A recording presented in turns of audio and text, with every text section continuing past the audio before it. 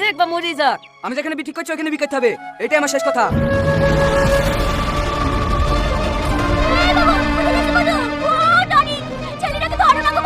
এই শুন, পাগল করছিস কেন? তুই ছাড়। এই কাশি লেগে মনে হয় আমার ছেলেটাই মরবে। চ, তুমি আমি দেবো। ভাবি, তাড়াতাড়ি বিষয় রেডি করে দাও, আজকে মেয়ে দেখতে যাবো। বাড়িতে এত ঝামেলা করে আসনু, মেয়ের বাড়ি ঘর তো অত ভালো না। বাপ, মেয়েটু ভালো তো? হ্যাঁ ছোট পা, একবার মাইকে দেবো তুমি দেখতে। ওই দেখো আসছে।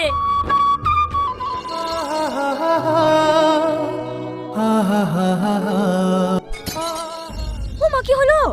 ও কিছু না, মাথাটা কেমন জানি একটু ঘুরে উঠেছিল। এই জেসমিন, তুই বুড়ি খেলে গিয়ে একটু চেয়ারে বসা, আমি চাটা করে নিয়ে আসি। ঠিক আছে খালা।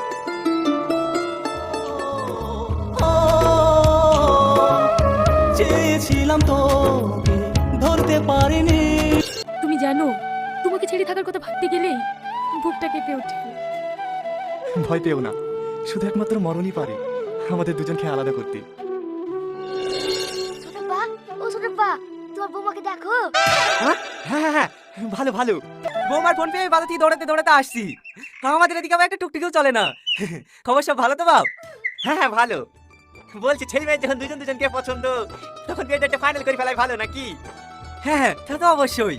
বৌমা, এখনো তো আমিষটি দাওনি? নিয়ে আসি আব্বা। চাচা, বুড়ির আব্বাকে তো দেখছিনি, কোথাও গিয়েছে নাকি? সে কথা শুনো না বাপ, বুড়ি যখন 1 বছরের বাচ্চা তখন ওর আব্বা একটা অ্যাক্সিডেন্টে মারা গেছে। बेटा मन में लड्डू फूटा। লেন চালেন। লেন চাচা, এত খুশিতে আর মন খারাপ করেন না, চাটা খাইলেন? হ্যাঁ বাপ, খাসি।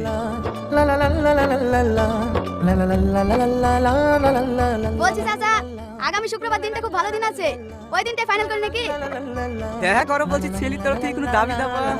না না, আমাদের কোনো দাবি দাবা নাই, শুধু মেয়ে দুটি বলেই হবে। মেয়ে দুটি মানে?